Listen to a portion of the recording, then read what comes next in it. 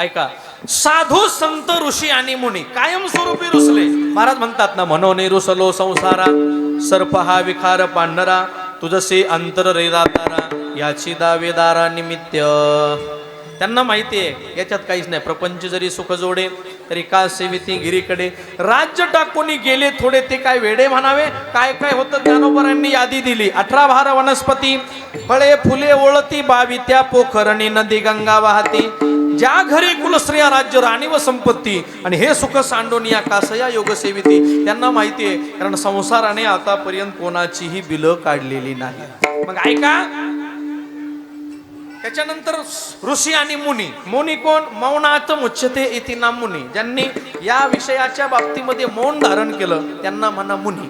आता ऐका, साधू संत ऋषी आणि मुनी यांची जी भेट आहे, संतांची भेट पुण्याशिवाय होत नाही. तेही पुण्य कमी जमत नाही, भरपूर लागतं. पुण्य पाहिजे बहुत, आणि जन्मोजन्मांतरीचे संचित भरपूर पुण्य लागतं. पुण्य फळाला आल्याशिवाय संतांची भेट होत नाही. पुण्य फळले बहुता दिवसा, भाग्य उदयाचा ठसा, झालो सन्मुख तो कैचा, संत चरणी पावलो.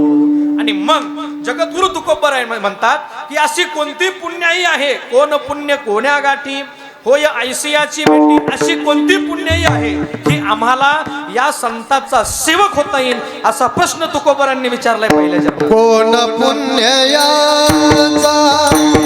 होईल सेवक, कोण पुण्यायाचा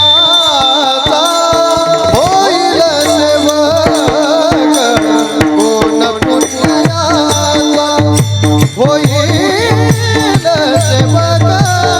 कोण पुण्यायाचा होईल सेवक,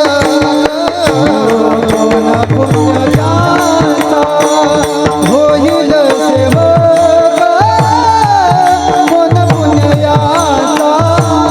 होईल सेवक, कोण पुण्यायाचा होईल सेवक, कोण पुण्यायाचा होईल सेवक, कोण पुण्यायाचा होईल सेवक.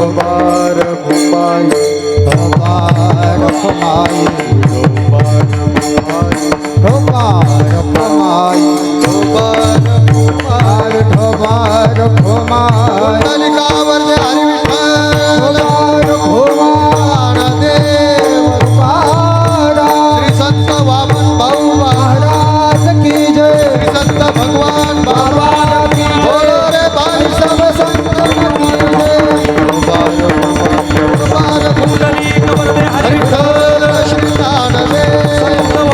हरी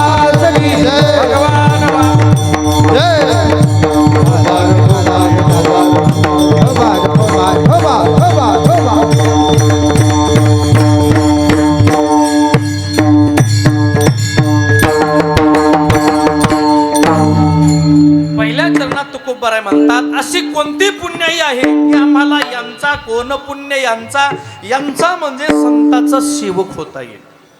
आता ऐका, पुण्याई शिवाय संतांची भेट होत नाही. आपल्याला साधा दृष्टांत देतो. आपण सर्वजण शेतकरी आहोत.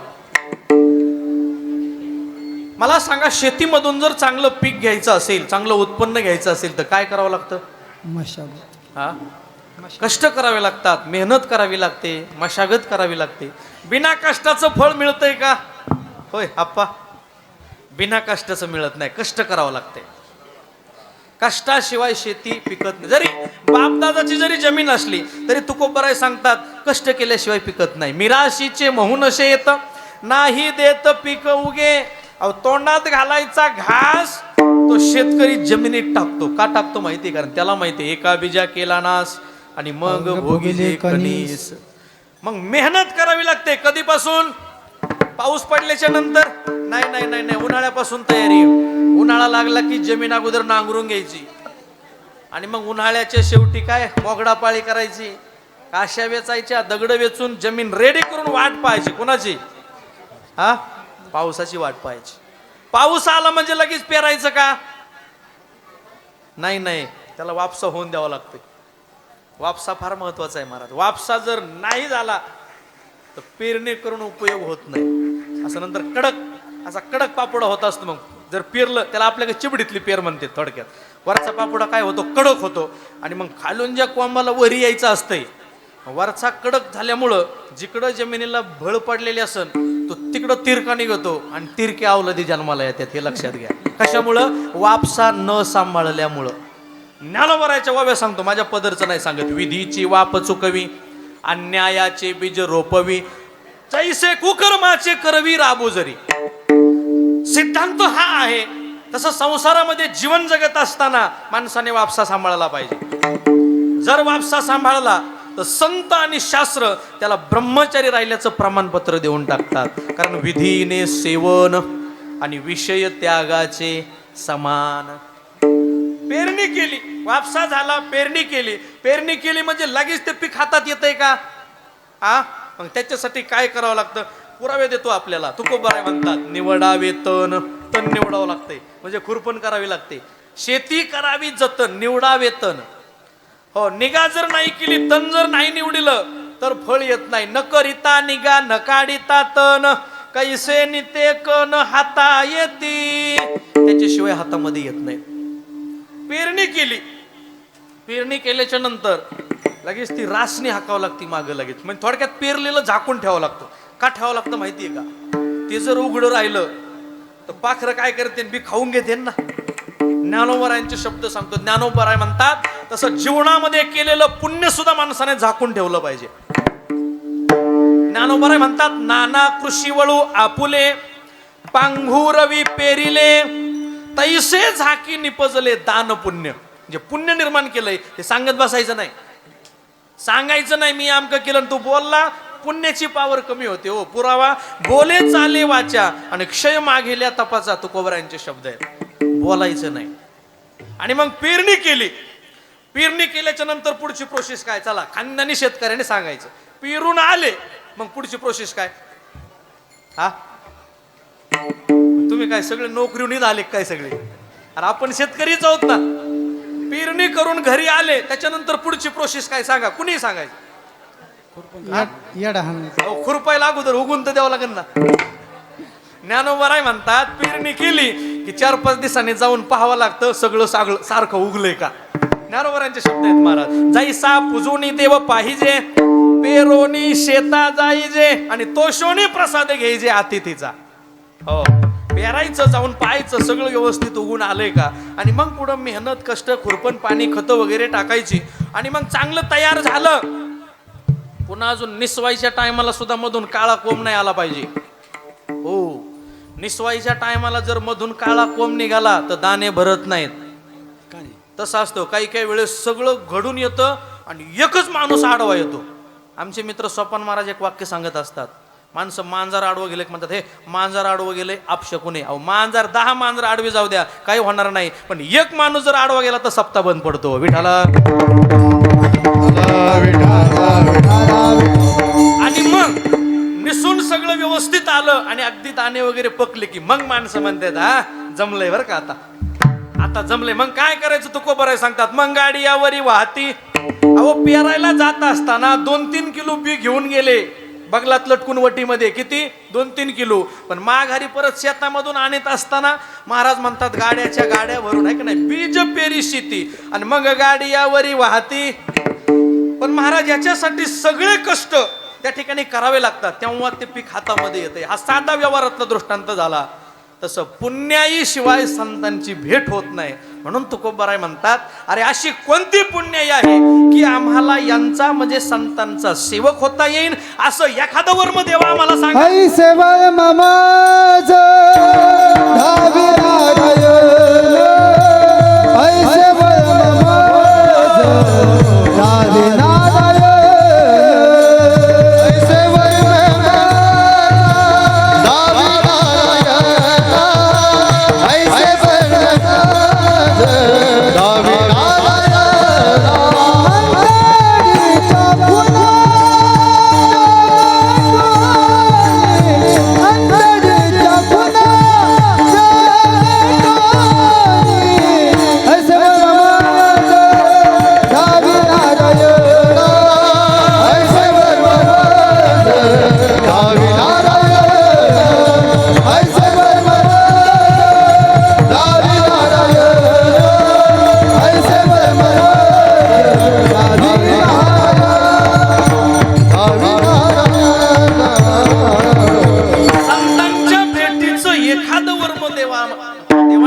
कोणत्या संतांची तुम्हाला भेट. मग महाराज म्हणतात जिही द्वंद्वाधिक दुराविले असं एखादं वर्म की ज्यांनी द्वंद्व शब्दाचा अर्थ काय ऐका.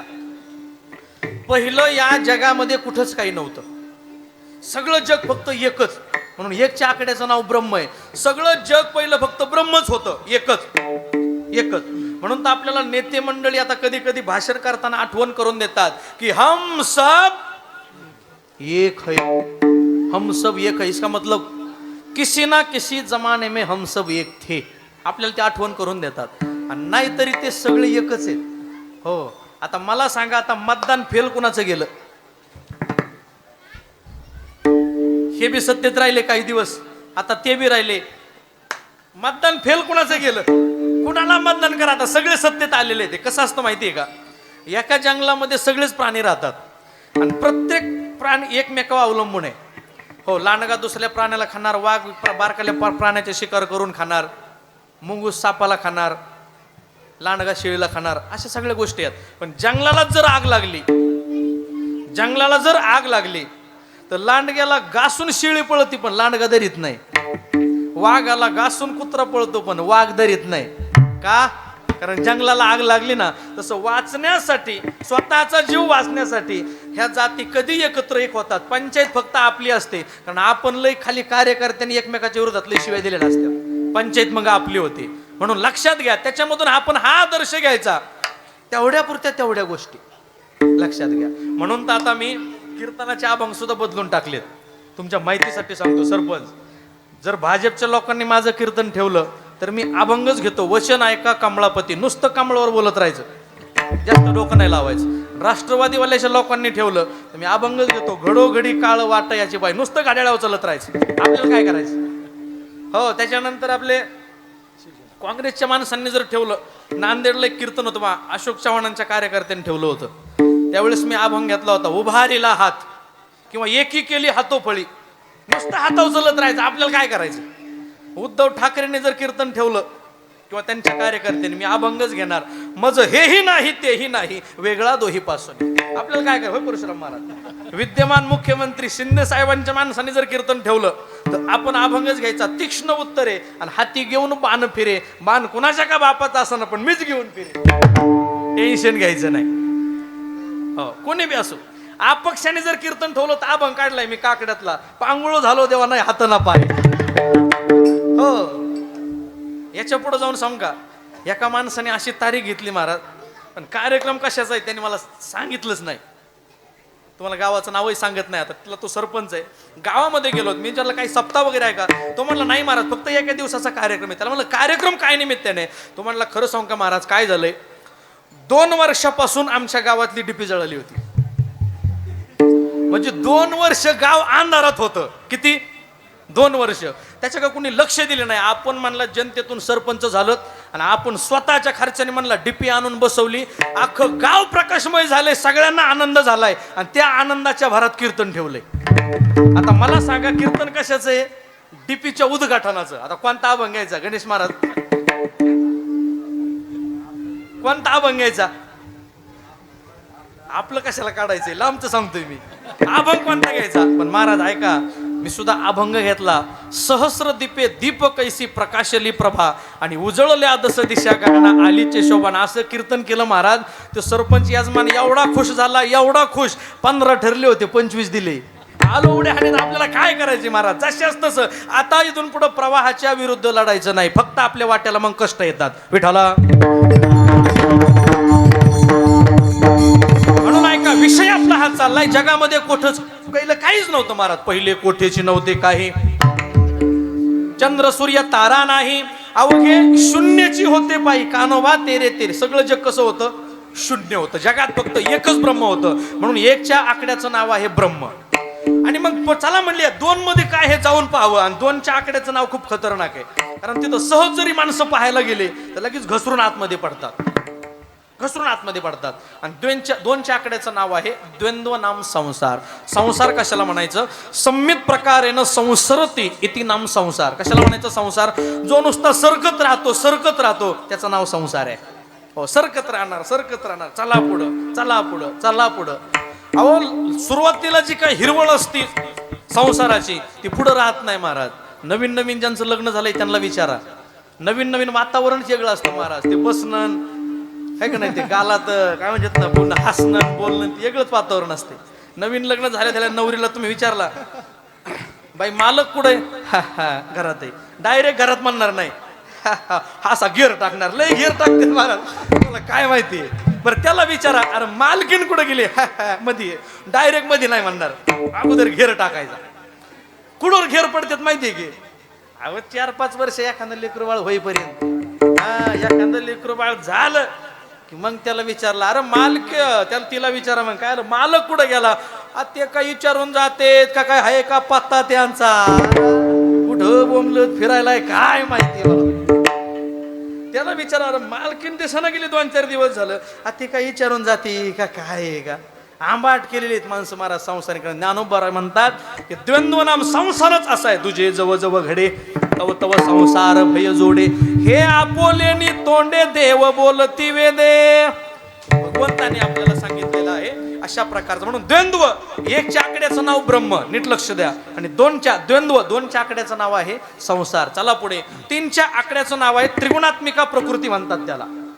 हो, अबक दुबक तिबक. अबक म्हणजे 1, दुबक म्हणजे 2, तिबक म्हणजे 3. त्रिगुणात्मिका प्रकृती. हे जसं सत्व रज आणि तम, तसं इथं सुद्धा 3 प्रकार केले. प्रकाराचे 3 आणि तुका म्हणे केले जन. 3 अवस्था. याच्या पुढे 4थी अवस्था आहे. या गुण अवगुण विषयाच्या पलीकडे एक 4थी अवस्था आहे. ज्ञानोबराय म्हणतात त्या अवस्थेमध्ये चतुर्थाच्या ठाई गुणातीत असं त्या अवस्थेचं नाव आहे. आणि ह्या 3ही गोष्टी सोडून 4थ्या अवस्थेमध्ये ज्यांचा प्रवेश झाला आहे ती अशी अवस्था आहे, काम नाही झालो पायरी कामा. या अवस्थेत विकार विषयाच्या गुण अवगुणाच्या पलीकडे ज्यांचं जीवन गेलेलं आहे, जीही द्वंद्वादिक दुराविले, ज्यांनी द्वंद्व नाम संसार त्रिगुणात्मिका प्रकृती दूर करून 4थ्या अवस्थेमध्ये ज्यांचं जीवन गेलं, त्यांची भेट होण्यासाठी असं एखादं वर्म. ऐसे वर्म माझ दावी नारायणा आणि अंतरीच्या खुना प्रगटोनी.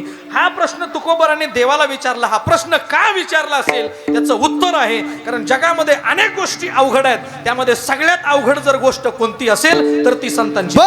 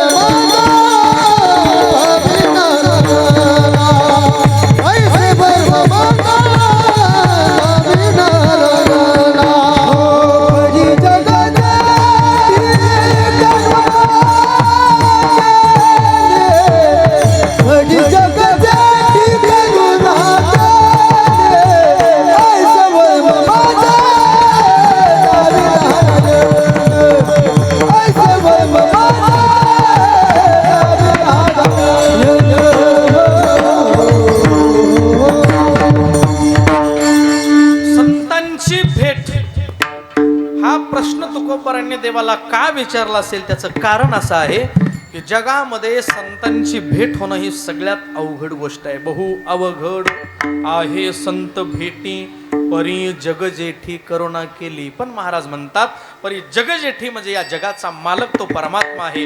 त्यांनी आमच्यावर करुणा केली आणि आम्हाला त्या संतांची भेट झाली. आणि मग आम्ही काय करू? त्या सुखाच्या शेजारी, भगवंताच्या प्रकृतीच्या ठिकाणी सुखाच्या शेजारी महाराज म्हणतात मी पडून राहीन वृत्तीने अभंगाचं शेवटचं शेवट. तो का म्हणे मग नये रे, तो का म्हणे मग नये रे, तो का म्हणे मग नये रे, तो का म्हणे मग हो सुखाचे से जागे पाहुणे ना, सुखाचे से जागे पाहुणे ना, ऐसे वय ममाज धावी लागायना, ऐसे वय ममाज धावी लागायना, सुखाचे से जागे पाहुणे, सुखाचे से जागे पाहुणे, ऐसे वय ममाज धावी नारायणा, ऐसे वय ममाज धावी नारायणा, धावी नारायणा, धावी ज्ञानेश्वर माऊली नारायण, माऊली ज्ञानेश्वर माऊली आ माऊली ज्ञानेश्वर माऊली ज्ञानेश्वर माऊली माऊली ज्ञानेश्वर माऊली ज्ञानेश्वर माऊली.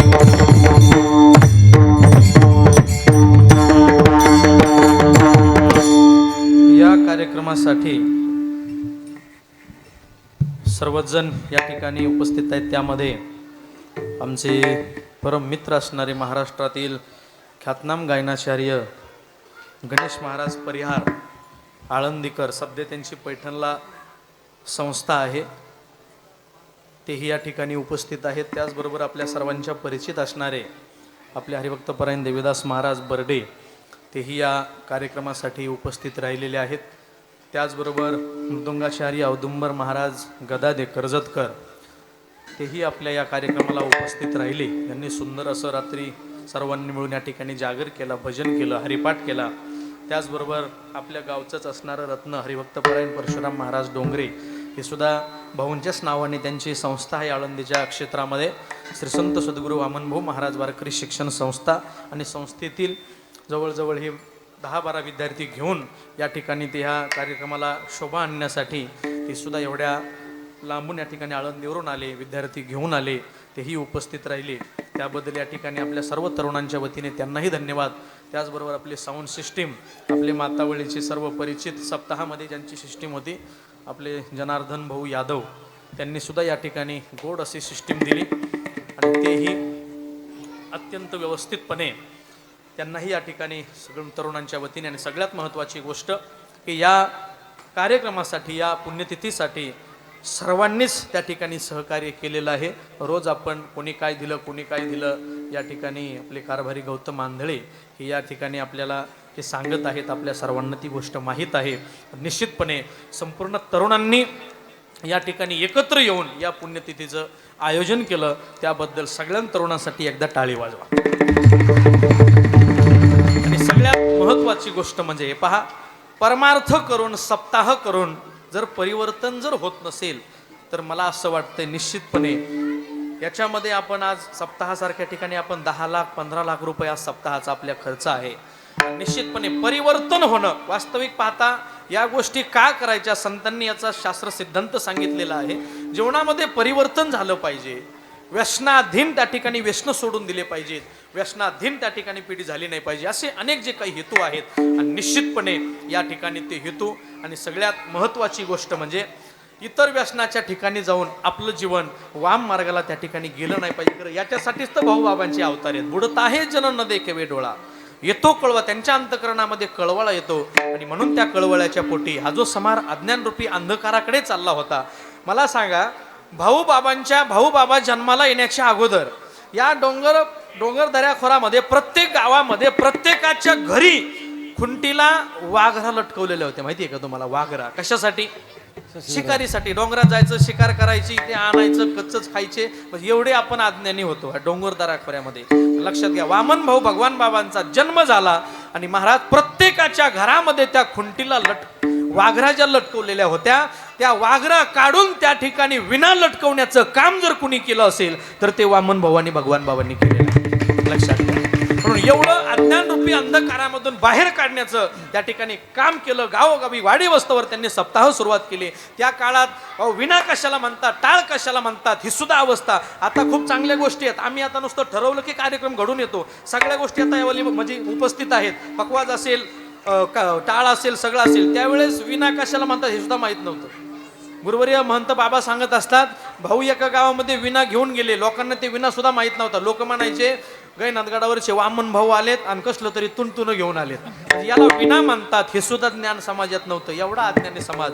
पण भाऊ बाबा जन्माला आले आणि प्रत्येकाच्या घरोघरी विना नेण्याचं काम केलं. ज्ञानेश्वरी दिली, गाथा दिला आणि सांगितलं हे वाचाल तरच पुढं वाचाल. आणि शिक्षणाला भगवान बाबांनी संदेश दिला. काय संदेश होता? अरे एकर विकापन लेकर शिकवा, हा भगवान बाबांचा संदेश आहे.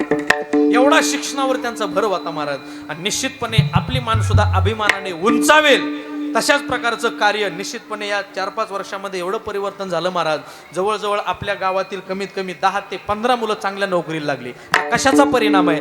हा चांगलं जर जीवन जगलं, चांगल्या ठिकाणी गेले, नगर सारख्या ठिकाणी चांगल्या. आता आपल्या खिळतचे एक गरजे म्हणून आहेत पहा, त्यांची BMG अकॅडमी औरंगाबादला आपल्याला माहित असेल पहा.